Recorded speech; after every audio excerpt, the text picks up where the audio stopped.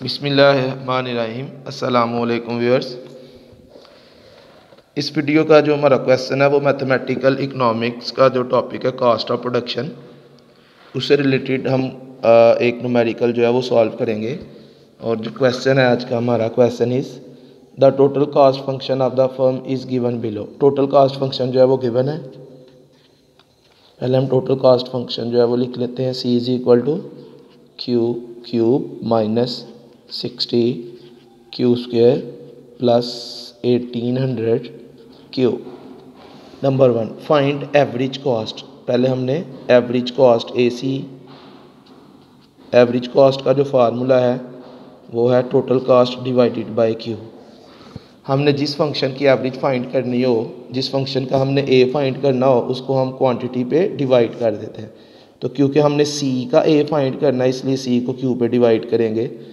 तो average cost is equal to total cost over quantity. ऊपर C की value put करेंगे, Q cube minus 60 Q square plus 1800 q divided by q. ऊपर वाली तीनों terms को 1 बाय 1 हम क्यू पे डिवाइड करेंगे तो तीनों में से क्यू की एक एक पावर कम हो जाएगी।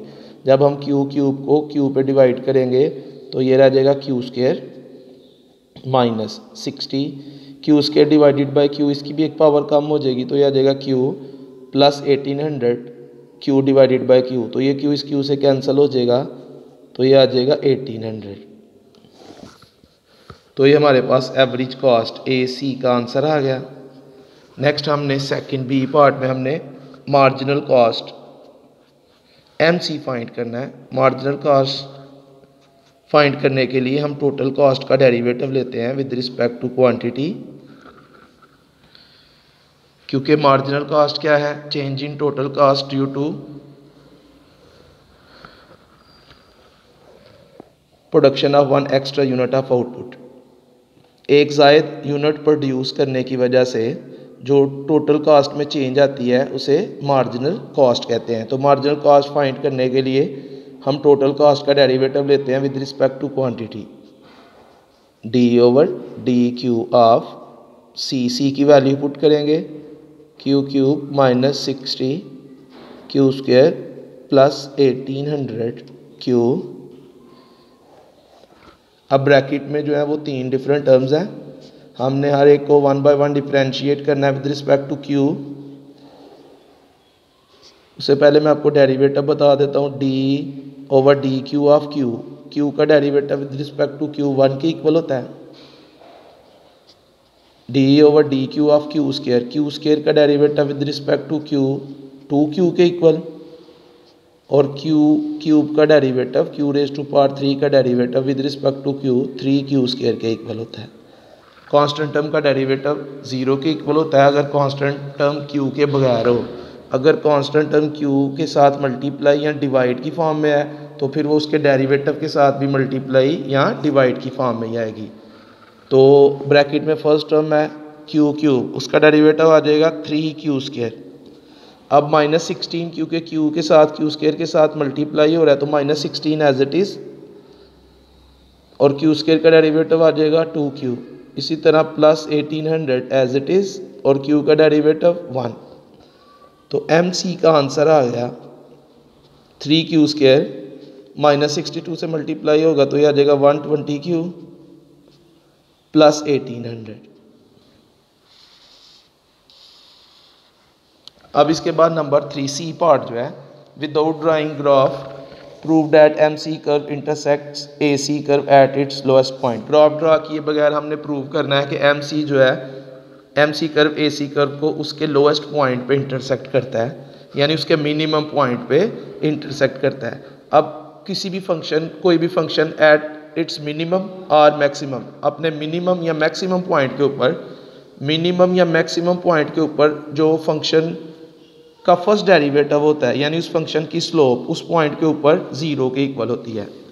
मिनिमम और मैक्सिमम, मिनिमम पॉइंट के ऊपर और मैक्सिमम पॉइंट के ऊपर फंक्शन का फर्स्ट डेरिवेटिव 0 के इक्वल होता है, यानी फंक्शन की जो स्लोप है वो 0 के इक्वल होती है। तो क्योंकि ए सी एट इट्स लोएस्ट पॉइंट। तो पहले हम ए सी की स्लोप फाइंड करेंगे और उसको 0 के इक्वल पुट करेंगे, क्योंकि लोएस्ट पॉइंट के ऊपर slope of A C is equal to 0, उसका फर्स्ट डेरिवेटिव 0 के इक्वल होता है। फिर हम क्यू की वैल्यू फाइंड करेंगे और उस क्यू की वैल्यू को हम ए सी के इक्वेशन में भी पुट करेंगे और एम सी की इक्वेशन में भी पुट करेंगे और दोनों का आंसर सेम आना चाहिए। स्लोप ऑफ ए सी, जिस फंक्शन की हमने स्लोप फाइंड करनी होती है उस फंक्शन का हम डेरिवेटिव लेते हैं।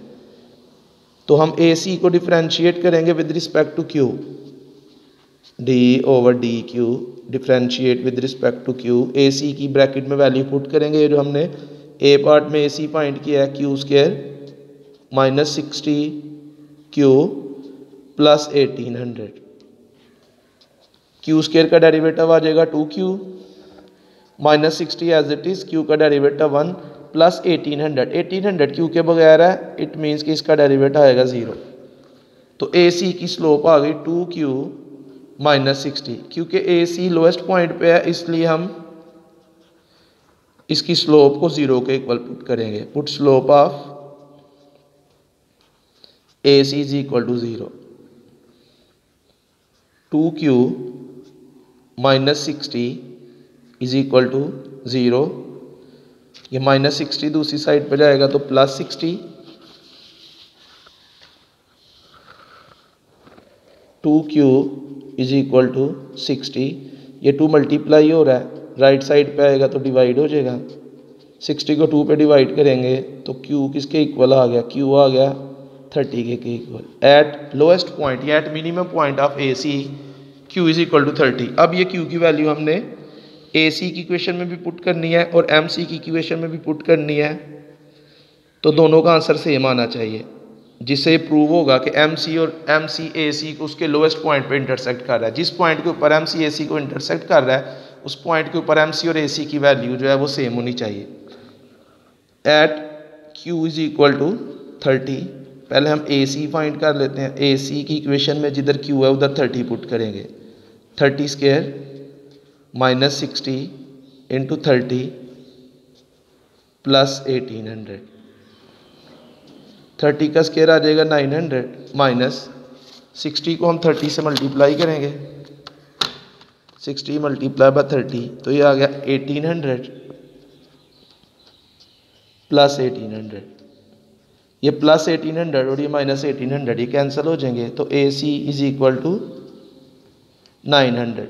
when q is equal to 30 AC is equal to 900। अब हम q की वैल्यू MC की इक्वेशन में पुट करेंगे। At q is equal to 30 MC is equal to 3 into Q. MC की इक्वेशन में q की जगह 30 को पुट करेंगे। 30 square minus 120 into 30 plus 1800। 3 into 30 का स्क्वायर आ जाएगा 900 माइनस 120 मल्टीप्लाई बाय 30, ये आ गया 3600 plus 1800।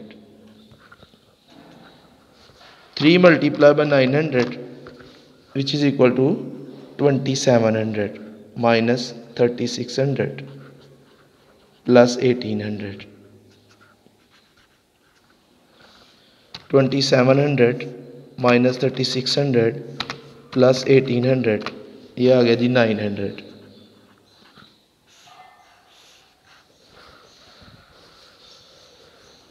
Eight lowest point of A C Q is equal to 30 और 30 के ऊपर ए सी और एम सी जो है दोनों का आंसर सेम आया। इट मीन्स कि M C curve intersects A C curve at its lowest point.